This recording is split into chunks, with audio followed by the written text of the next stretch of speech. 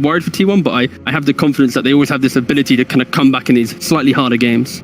Well, it's a hard game to get into grand finals, and you think it's just the teams that are competing? No, my friends. The casters are also competing for the privilege of taking this grand final commentary. Gentlemen, please enter the arena. Please enter the arena. Please enter the arena. Please enter the arena. Please enter the arena. There we go. We have two of the finest analysts. We have two contenders. It is a Jenkins Dota and Lacoste Dota. Please now, this is not the arena. Please go into the arena. Get in the arena. There we go. 3, 2, fight! All right. So, strong lead from Jenkins. He's been a bit more enthusiastic. Lacoste really isn't trying. Lacoste is dead. Wait, Lacoste, he just died. Wait, what? He's dead. That was it? Go cast, Jenkins. Go cast Jenkins Dota 2. Congratulations. Jenkins and Sunsfan for game number 1. Wow. I'm not gonna. That was a good effort, gentlemen. I think we're missing the death animation there. Not sure if that's a bug. Maybe still in beta. That was not how that was planned. Yeah, you didn't even realize that was the fighting arena. No. Well done, Jenkins. I wasn't told. I'm never told. All right. Well, Sunsfan here with Jenkins for this game 1 of a best of 5 between T1 and VP. Both teams have looked very good. This, of course, is a rematch, as VP did win the previous series in the upper bracket finals 2-1, but all 3 games for the most part could have gone either way. These teams are definitely evenly matched. You are correct, Sunman. It seems like both of these teams have excellent late game decision making. They can change up what they're doing as the game is going. They're really good at figuring things out. They're not just one-trick ponies that do one style. As you can see, T1, look at this draft. This looks like an alliance draft to me.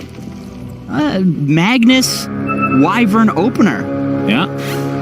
PA with the Empower. Yeah. It's either respect or disrespect. The battle will begin. Maybe a bit of both. We'll find out in the post-game interview if they do end up winning here. As it's like T1 are able to get 3 out of 4, if I'm not mistaken. That last one. So not too bad start for T1. Oh, yeah. And yeah, let's talk about these lineups, because obviously the Doom, TA, Kunkka we saw from DM. He played a literally the best Kunkka game I've ever seen for that kind of a build. And we see a support silencer. Talk to me about this hero, Jenkins. It makes sense against the Magnus plus the Winter Wyvern opening. You have 2 heroes who are heavily reliant on bursting people with those 2 ultimates. And Silencer is just about the biggest buzzkill hero in the game for that. But I agree with what the panel was saying, that maybe a bit of what has made this hero fall off is the amount of good dispels for the global silence. Yeah, that's true. I mean, even neutral items are giving dispels these days, so that is definitely... I mean, yeah, I never really thought about that, but I mean, this hero isn't picked. Do you think that's the main reason towards it? Maybe not the main reason. Another problem is the laning is a little bit weak, but you know, when you're playing with a Magnus on the enemy team and a Doom in the safe lane, then the lane's always going to be a little bit weird, so it does feel like a decent game for it. Mm-hmm. And then on T1 side is we have a pause here. We talked about the Magnus. We've seen that before many a time. And Empower PA. So, I mean, PA, when she was a little bit more popular, Battle Fury was the build. And the Battle Fury has just kind of been essentially deleted, it feels like, from most heroes in the game. The Empower kind of replaces that. So, in theory, that's why I'm guessing that they picked her. Yeah, I've been seeing a lot of people in pubs try to figure out what exactly they can do with PA to make it work. And Echo Saber was a pickup. I've seen a couple of Diffusal Blades. But with the Magnus, you can just go for the regular build minus the Battle Fury. He's rushing into a Deso and find a Carl. Has to pop the Fairy Fire. The Side Blade didn't connect that time around. And this is another lane we have yet to talk about that's very interesting. It's GPK on the TA, of course, which isn't uncommon at all. But versus Venomaster, who can just take off that refraction super fast. You see some action here. Torrent's going to miss. Whitemon sidestepping it, but there's a Blink Strike. DM with the right clicks to follow. Save. Looks like he's going to be first-blooded, so T1 gets the better of this exchange. He's kind of the only person that can die in this lane very consistently. And with the level 2 on Kunkka, there's no X marks the spot, so he's just trying to set up the Torrent with pure skill. And against a PA, that's not easy. Even Enchantress has decent move speed, 320 at level 1. That's quite high. Another mass disconnect from T1. Got some lag issues. I believe they are probably still in the hotel in Kiev, Yep. my guess. Yeah, there were a couple of internet outages. I was getting them less than anybody else was. It was Yeah, the Wi-Fi was. I mean, it was just the first couple days were not great, but then after that, They figured it out. We're off.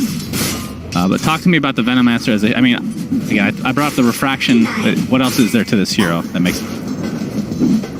Veno can take over TA's jungle. That's something. You've got the flag wards, and that's some of the best area control in the game, if not the best area control in the entire game. And so you can go into the TA jungle, take up the Ancients, but you do need a supporting cast behind you. Veno can't do that alone.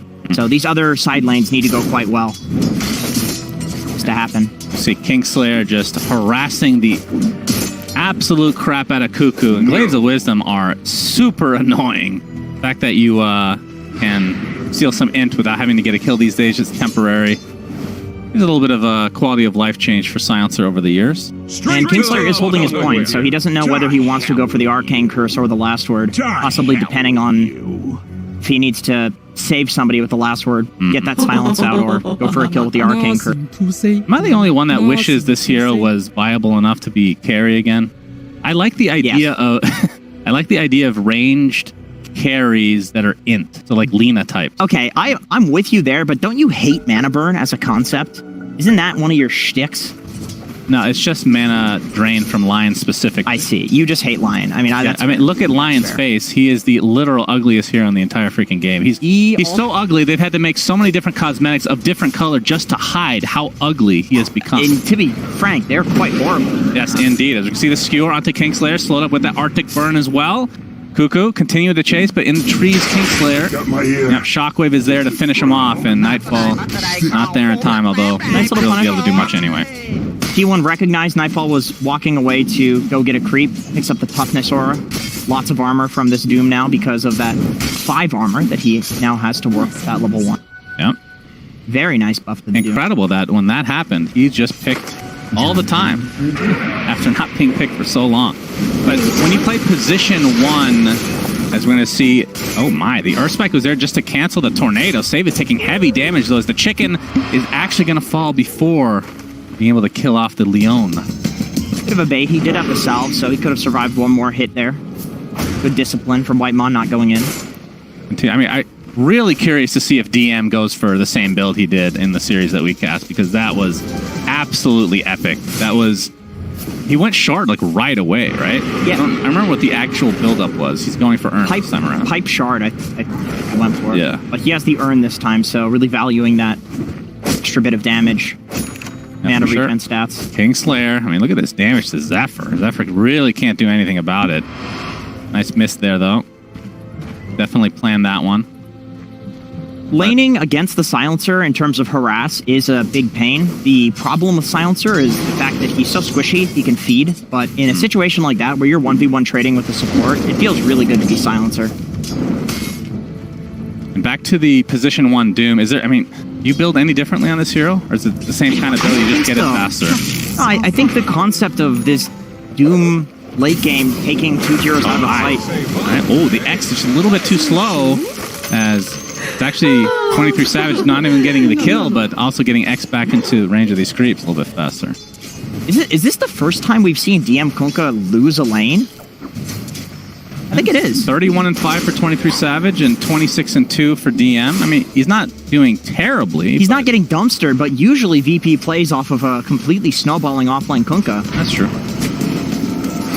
Yeah, it's the first time in memory, at least, but it is against T1, of course, so their laning is nothing to scoff at for sure. They did get dumpstered by the Kunkka, so they have Phantom decent Strike is there with the enchant to slow. Torrent will connect, but DM is in quite a bit of trouble here. No reinforcements on the way. This is going to be yet another kill, this time to 23 Savage on the very important DM that we've been praising thus far. Save. Looks like he might get the courier. Indeed, Earthspike only going to connect on a creep, though. To be just trying to dance his way out of here. That disgusting face of his. Not save, the lion specifically. Whitemon has some chance up soon. Nice double stun. He is more than fine, and the slow comes out into Zephyr as well as GPK, able to secure himself an illusion rune. So at what point does the Venom start bothering the TA? Because so far, he's doing just fine. It does look like he's doing just fine. The traps are a problem. The sentry ward coming out from Carl is definitely something that is much needed. GPK is doing a really good job at keeping his distance, so Carl's not able to gale him, but you have to be careful because this isn't one of those lanes that TA wins or that Vena wins by just farming. You kill the TA. And so it's all about getting a gale when the TA walks up a little too far. Nightfall gonna get Scorched Earth off. Have the Doom available as well. Can they actually chase him down, though, is the question. He's going to go into the freeze. We got some TPs coming in, trying to juke around. We see the Gale into the Poison Nova. Nightfall is just going to TP out, and the deny is there from Carl. So, in essence, nobody really dies. Favoring VP slightly because they force out the mid laner rotation. Maybe favoring them heavily if they get a decent chunk of damage on this mid tower. It's very important. Let's have that Blightstone to help him out. We've seen a lot of TAs do that throughout the major, where the enemy mid laner leaves and then they just dumpster the tower. Save getting caught out here. The Gale has nowhere to go, but GPK trying to get the return kill at the very least, but he gets skewered back into the tier 2 RP as well. So has that refraction up, but finally tries to attempt the TP out and will be successful. Actually, to the tier 1 mid. He has a full bottle to work with. Oh, and a trusty shovel. How nice. Bad, not bad. Nice TP in from Cuckoo, of course, with that bot lane death. Oh, oh my. Oh, okay. That is definitely the rune to get. Not so bad. I mean, that kobold is the end of me, personally. That thing's the worst. Walking around with tranquil boots, it spawns, punches you. It's like, I'm only killing you out of spite. Yeah. You're not even worth the gold. This is true. Killing you. People just leave it. They don't bother. Yeah, GPK at half HP, so he doesn't have to be a big character here. The tomato's going to be harassing him a bit as we're seeing the impact move of the shovel. Yes. Oh, that was such Look at this efficiency. Oh, he bottled a little bit too quick there, to be fair. A bit. Not fully efficient there on GPK, but that's okay. A little bit of nerves getting to GPK here, it looks like. Yeah, definitely the nerves. I believe the tomato was running at him, so that's it is quite a scary sight. Yeah, for sure. You don't expect to see that. All right, but T1, I mean, this is against a Doombringer, so the fact that they're only up, I mean, they're up technically is a good sign for them to start this game out.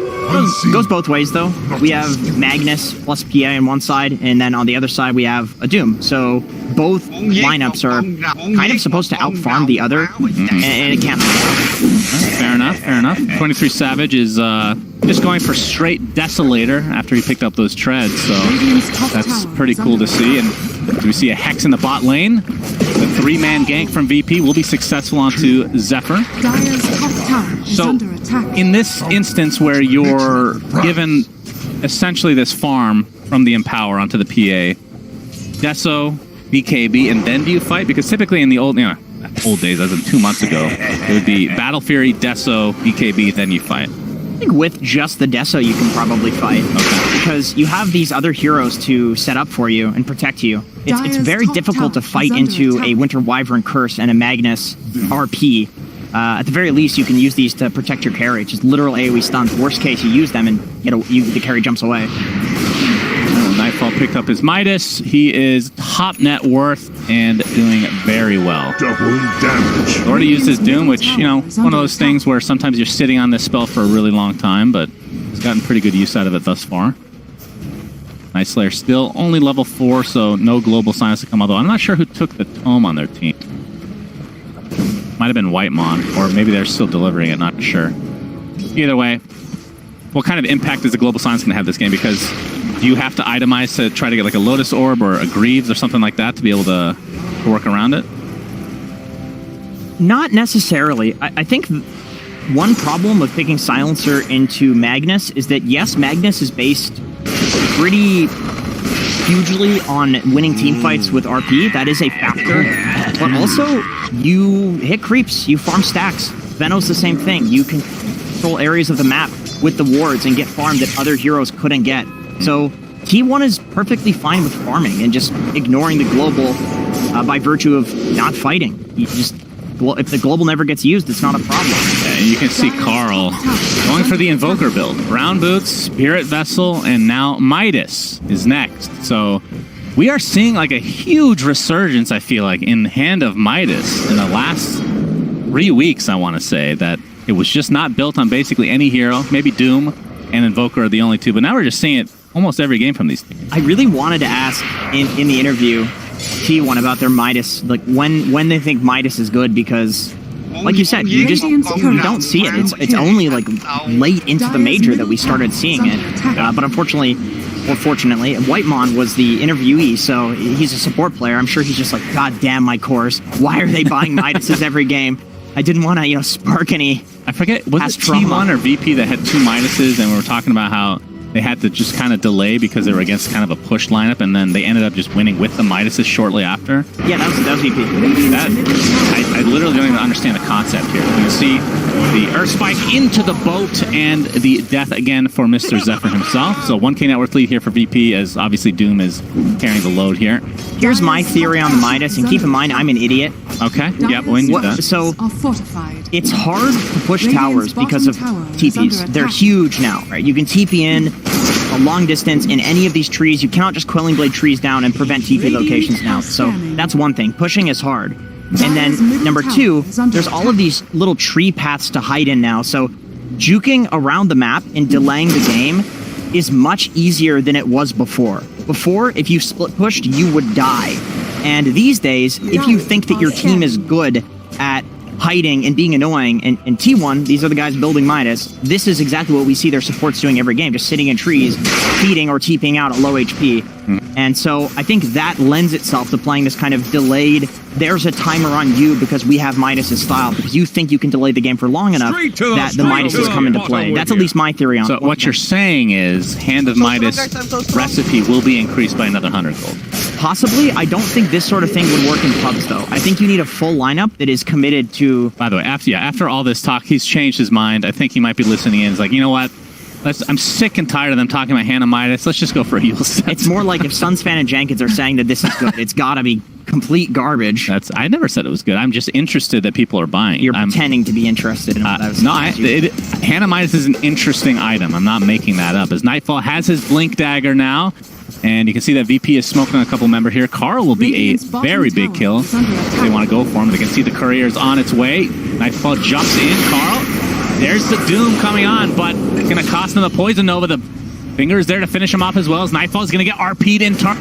Cuckoo finds that kill himself, so it's a 1-for-1 with Save being the second now in favor of T1. So a really good turnaround with these TPs. I'm realizing that this was a really great Veno pick for more reasons than just the fact that it counters TA. Of course, you also have the Kunkka, which the Veno counters because the boat wears off eventually, and then all of the Veno dots will kill the target. But also, if you Doom Veno and he gets all of his abilities off, the Doom was wasted. So it seems really good to just put the Veno in front and have him be the Doom target. Dire's bottom tower is under Global Silence attack. was using that fight, which to go back and see if that was actually a little bit too early or not. But right, T1 ends up on top in terms of the trades there overall. But still, very even game as expected between these two juggernaut teams. I mean, if I was picking, I know this is a little biased because we just watched the Animator and whatnot, but top 4 teams in the world, these two would be in them. And VP is the only one that's like the question mark just because of the LAN performances. Yeah, I agree. But when you see them play online, it's just night and day from what we saw at the major itself. There seems to be a correlation between teams that have a lot of fun, that are high rank, and winning. People that have fun are good. That's not always true. I mean, EG at TI5, that was a miserable group. That's true. I can confirm that. I think everybody can confirm that's pretty obvious from afar. As Zephyr still in the trees here, Save trying to wrap around. Yep, there we go. The Hex. Earth Spike to follow with the Urn. And the Shark is coming. This will be an eventual kill onto Zephyr again, which, again, he's been kind of doing this thing on the Winter Wyvern, just trying to create space. You talked about the idea of just hanging around in the trees, delaying the push, and classic Zephyr. that's what he's doing. He expects this sort of thing at that point, and I think T1 does as well. But it's something you have to do if you're VP. You can't let a support sit there and counter push and delay. They're basically putting the onus on you to dive them to get that tower. So VP, they do it. As DM looks to be, I thought he was finishing the Spear Vessel. Maybe it's on the way right now, but either way, he's going for the pipe next. Maybe the Spear Vessel's... Yeah, there it is. Okay, yeah, figured that much. Casual Hood against the Veno. This does make sense. Yeah. It's one of those things that just the healing over time as well as the magic resistance is enough often Radiant's to bottom tower has survive through fallen. all of the Veno spells. Yeah, I just hope to God that he goes again for that shard, because that's going to be very, very entertaining. GPK with so much damage right here. See the X marks into the Torrent. That's going to be a freebie onto Whitemon as we have mass disconnections in the middle of the fight. Oh, that's not good. Not good timing at all. Then again, I suppose they're global, so it's not like they could have pressed spells. This is true. But Veno does have a Eul's. Yeah, we can see that the Doom is applied right now to Cuckoo on the Magnus. So he's probably going to die here as well. And the Global Silence, it's almost done though, so we'll see if the Venomancer can do anything. I mean, they do have the Eul's, so that takes off the Global. Although at this point, it's no point in using it probably. Yeah, this is going to be a freebie with the Finger of Death charge. Double kill for DM, and we'll see if they can turn this into a Roche potentially. Deso now onto GPK. This 5v3 situation. I mean, this is the beauty of having a Venomancer. You can always put these wards to at least get some vision in the pit. X marks onto Carl, though. Of course, VP know they have the numbers advantage right here. Nice Eul's dodging a little bit there, but the boat is coming. Will connect. The follow-up. Yep. Nightfall jumps in, takes the Poison Nova. Basically just to him. He's going to try to TP out, but there's the curse to cancel it. And another pause. Okay. That's just a BM pause on Nightfall. He fed the pump the other night. It seems to be a very common trend this game to have a double pause. The Discord is always the second one, right? GPK was side-blading off of Plague Wards to get that kill. That was one of those very, very strange long-range poke kills on the Venomancer, where if they commit to that, maybe they just die to the Wyvern curse. So they had to do that from long range with like 3 different random abilities. X, of course, probably the easiest thing to hit from long range. I think they're ready to go. And Nightfall's in a lot of trouble here. He's getting beat on by his friend. Of course, that Poison Nova is still applied. Oh, he's going to tick out. I guess that was the Poison Sting on top of it. And Zephyr now getting chased. Look at the damage. Trying to get the side blades, but not going to be in range here. And T1 still delaying pretty successfully. And now with Nightfall down, we have VP actually want to continue on here. X marks onto Whitemon, but yeah, no follow-up here. So T1 successfully defend Roche. Did cost them a couple lives, but they'll take it. The Spear Vessel on DM is a real problem for T1 right now. They can't just run a hero in and save them with the Winter Wyvern, which is what most people have been doing to start their fights. They can't even run Whitemon in on Enchantress. You can see how little the healing did there. And if any other damage sources come out, I think Whitemon just dies. He's so squishy at this point, other than the heal. Save has a blink, by the way. 18-minute blink on Lion. That seems pretty fast. Yeah, that's very fast. Going for Ghost up to next. So they're going to have that Blink Hex. I mean, they have pretty good initiation overall, and obviously really good catch. And that's on top of the Global Silence potential, which I mean, we've seen a couple times, but maybe hasn't had the biggest impact yet. But still pretty early on. The Global? Yeah. It's hard to see the impact of it. That's what I'm saying. It's difficult to see. Because it's just nothing happens, literally. There's no sound either, you know? That's true. You It can't hear the silences impact everybody. of it. Yeah, as we can see, the typical build here from Zephyr. Dire's top tower As that Holy Locket, we'll be getting the Cold Embrace heal at level 10 in all likelihood. There's a nice extra gold from this Philosopher's Stone as well. 23 Here, that continues not to get banned. Tier 1 tower is just going to be given up here, it looks like. Torrent's going to connect, but no follow-up. T1.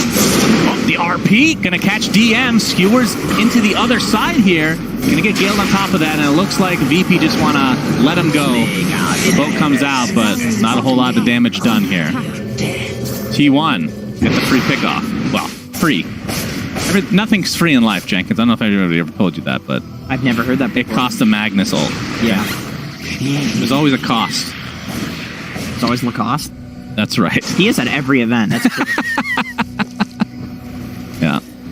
Maybe it was warranted, Lacoste. though. Somebody was mentioning on the panel that Magnus is a counter to these disengage spell, or these kind of big team fight ultis and these disengage spells, because you skewer people so far away that nothing can be pressed on the person that gets gone on. And it's cool. We see it there.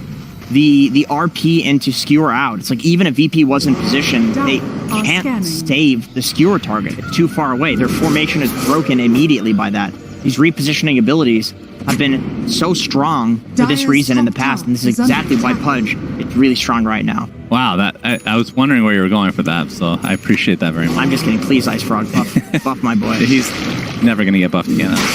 But no, that's very true. I mean, the one thing is if there was global silence, you can't do that, right? Once the RP is off, you're just going to get global silence and you can't skewer anymore. But of course, they are itemizing to a degree. He's building a Yules right now, which obviously not the most common item to find on the Magnus. But the Dispel is going to be ultra important here. Carl's going for Greaves as well, so we're going to have two types of Dispel on him. And the Greaves feels a lot better because you don't have to sit for 2.5 seconds doing nothing, which effectively is a disable whenever he globals. That's exactly what you want. You use that to disable people. But going for the Yules first just because it's cheaper and guaranteeing that there's going to be something to take that off, and then doubling back to the Greaves. That's definitely a good choice. But still kind of a farm game right now. Not a ton of action. The first Roche was semi-attempted at first, and then it kind of got broken up with a couple kills on each respective side. I mean, who does this current pace of the game benefit the most, you think? Because there's Doom on one side, and then there's PA with the Empower on the other. T1, I think that he's probably going to, on 23 Savage, eventually get a Rapier, and with that timing, there is going to be very little that VP can do. Other got than a 4-man smoke, a 3-man smoke here from VP. They want to defend this Roshan. DM's getting caught out for now. Spirit Vessel's applied to him. As the X. Oh, the instant Hex on a Cuckoo. Very nicely done as Whitemon's taking a ton of damage from afar. GPK doing work. Nightfall jumps in. You can see the Global Silence into the Doom, onto the Magnus. And that is going to be the first kill in this fight for VP. A big, big one. He does have buyback, though, so if they overextend, they definitely get back into this fight. that trap is just out of range of this Sentry Ward. So T1 doesn't realize, but VP, they know the exact status of Roshan as that's happening. There's no way they can get away with that. That's exactly why VP is smoking. Yep, they have smoke. Of course, Global Silence and Doom are down, but they know that Magnus is dead for another 15 seconds, so perhaps they can get a pick off before he respawns. 23 Zephyr Savage. Zephyr, yep. The instant Hex into the disable. It's a double stun. He actually jumps into it with the PA. 23 Savage pops the BKB, though, and blows up Save with the coup de grace. Now he's just getting pounded in by TA. Jumps on the other side. We see a Winter's Curse delaying the fight, so 23 Savage can actually get some damage here. Poison Nova from Carl onto DM, who's now in the trees here, completely surrounded by the PA, getting pounded. A nice cold embrace, but there's the skewer into the double RP from Cuckoo. Shockwave to follow. Double kill on 23 Savage as T1 are masterful in these fights. 23 Savage might finally tick down, but it cost him the entirety of VP. And Roche is still at half HP, and despite not having the PA, I think they can finish it off themselves or have to wait for him in the end. Under attack. Bit of a false sense of security there from VP, having that information in the pit, knowing that they can do a smoke wraparound there, picking off Zephyr, but he has buyback, and then they're fighting right into that T1 ward, which lets 23 Radiant's juke around this fight, even at low HP. They could never get him. That was a nice impale. It was a really great start, but the insta-burst, as well as the BKB, there's nothing that goes through this, and TA does not have any evasion piercing right now, so... Yeah, 23 Savage did such a good job of kind of going in and out and just being an annoying presence. I like that he jumped to Carl as well, using Carl as kind of a backbone for this fight, where it's like, you know what? Oh, you're going to kill me, you're going to take all of Venomancer's spells as well. And then all of this just sets up, because they're so desperate to kill 23 for the beautiful 2-man RP from Cuckoo. See T1. Oh, for once they're not look jovial. They're very serious, yeah. That makes me a little worried for them. They're taking this very seriously. It was the grand finals after all. All right, so they didn't wait, or they did wait for the PA. I guess they just have no damage, really, from Roche's perspective, despite it being at half HP. So now they're going to be in there. Bro, this trap is still a real problem. It's right outside of 2 Sentry Wards. Yeah. All right, well, the Torrent's going to connect on the Centaur. This is a very slow Roche without 23 Savage there, which, again, like you said, the information's already there for VP. The status. They don't need to rush anything because of the trap. This is so inconvenient. I don't think it's really cool positioning from the trap. I mean, usually the Sentry Ward's a little bit closer to the pit, but because supports obviously don't want to get caught out of position, they just kind of put it as close as they can get. Oh, my goodness. All right, we have an Aghanim Scepter on 23 Savage, by the way. Yeah, the usual build. That's awesome. The usual take build off silence. Well, pick up silence. Yes. We have Skewer back in, but the global silence to follow. 23 Savage jumps in. GPK is BKB though, so not a lot of damage done in the end. We see the tidal wave coming out as well. Our Spike's going to connect only onto one, and now the Force Staff keeping GPK healthy. Shockwave is there as well. Knifeful actually pops his BKB here. No death somehow. That might break the fight up here. The Torrent will connect. I mean, it's a basic dispel, but I guess you can't cast it if you're global silence. Because it is a spell. You have to get Satanic for that, I guess, yeah. But that is such a cool act. We'll talk about that in just a moment, but I feel like this is a very important Roche that both teams have spent so many resources trying to defend. Of course, T1 going back and forth. They still have not gotten this trap. If only they knew that trap was there. VP would be so much more worried about Roshan because they wouldn't know the status of it. They have to go fight. But they know that if Roche is standing on that trap, the T1's not taking it. And a tidal wave. 23 Savage with a double damage now. That is pretty big. Pretty dank with the Aghanim Scepter. Absolutely. Insta-burst. There's no global silence for a bit here. So T1 should feel relatively safe. Another 45 seconds for that to come up. Tidal wave again coming. This is such an annoying spell. Of course, Boat has such a low cooldown. I can spend that basically any point. We're going to see the Centaur stun start things out. And there's the BKB jumping from 23 Savage. The death of Kingslayer buys back into the game, though. And now the Boat coming in. Look at these side blades from GPK off of the Plague Wards, like you said earlier. They might be able to steal this. GPK now in the pit. Whitemon trying to get in there as well. Cuckoo misses the skewer, though. Roshan is snatched. GPK takes it for himself. 23 Savage now trying to get out. Gets Doom, but it's a Lotus Orb Doom. So there's two targets that can't do anything now. All right, Cold Embrace applied to 23 Savages now. The Curse applied as well as TA is just beating the crap. That's going to be a dieback onto Kingslayer. Now the chase is on to 23 Savage, but the Doom has finally run out. And now he's going to jump in and absolutely blow up everybody. GPK does get up the refraction. Finally, the Aegis is popped. Nightfall in the triangle. Looks like it's going to be 5, but GPK is completely surrounded. Double kill for 23 Savage. So VP, they get the Aegis. T1 gets the Roche, technically. And it was only Roche number 1. I love watching these two teams team fight. It's crazy. There's so much going on between the tidal waves, GPK hitting the flag wards, getting the pure damage, the Lotus Orb, the backline protection coming from T1. 23 Savage constantly playing on low HP. Can he actually get up? He's constantly playing on low HP. He's doomed, but he's playing around his team. Greaves are keeping him alive. T1 is playing so together and look around at the these side blades, dude. Oh my god. That must have been like look max how low range. 23 is, and he still did so much in this fight. Yeah. Well, you get fully healed. That does help a lot. Yes, that does help. Look at the tidal wave onto the Hydra. Yeah, actually pushed 23 Savage out of the pit. Separates him, but then the Lotus Orb Doom. Yeah. Cuckoo's in position, and then everybody's playing on the high ground on T1. They know if they just frontline with these two tanky heroes. This Golden Brace is so stupid. He's literally unkillable. Finger of Death, they put 2 different ults on him here. Yeah, I don't know, man. This spell's pretty busted right now. But either way, like, the execution from both sides is so crisp. Really a joy to watch both of these teams play. It's gotta be so frustrating for either side to lose a team fight. It's like, good lord, what else could we have pressed? And I look at this as a Dota player and I think, I don't know. I really don't know. Okay, well, 23 Savage, yeah. He's finding Kingslayer outside the Roche pit. You can see Saves in there as well. Blinks out the safety after the Earth Spike comes out, but Kingslayer looks to be mega dead here. Okay, so let's talk about this Aghanim Scepter. Well, first, Doom got an Ags himself. This is a really early one, so this will apply the break, which is huge against PA, obviously, and also lasts for 6 seconds longer for the Doom. So if you get that, you win the fight pretty much every time, I feel like. And the fact that it disables the coup de grace as well, actually. So even right-clicking, like typically if you're one of these heroes that gets Doom, you can still right-click to some degree, but PA is literally useless now. That's a really good pickup.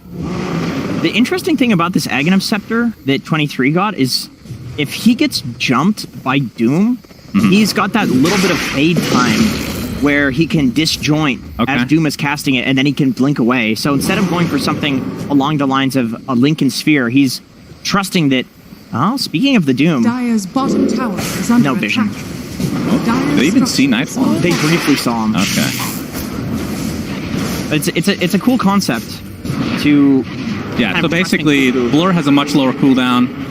You can instantly cast it. It'll give you a basic Dispel, but of course you can't use it with Silence. 0.5 seconds of Vanish, which is enough to cast the Phantom Strike away and enough for Cuckoo to also put the Lotus Orb on. And then kind of the, well, I was going to say coup de grace, but that doesn't really make sense. Oh, we're going to have to hold on to that thought here. As Gale will connect on the Nightfall, has to pop his BKB pretty early. Ooh, Lotus Orb to pump the Doom, but there's the Winter's Curse. GPK is beating the absolute crap again out of him. There's the Global Science to follow. Nightfall can't get off his Doom in time. Ends up dropping, but there's the RP. It's only going to connect on the one, though. It's Kingslayer getting chased by 23 Savage, who now wants to focus on GPK with the Spirit Vessel applied right now. Arctic Burn as well, so no refraction for you. GPK gets Yules right outside his base. It looks like he's going to be brought down in the end. Triple kill for 23 Savage. He has entered beast mode. I mean, they played that against the Doom perfectly well. GG is called. Wow. Awesome game. T1 is looking mega scary, dude. Both teams. Yeah. It's crazy to see on one side the team fight execution. I've just never seen two teams team fight like this before. Yeah. It feels like it's scattered to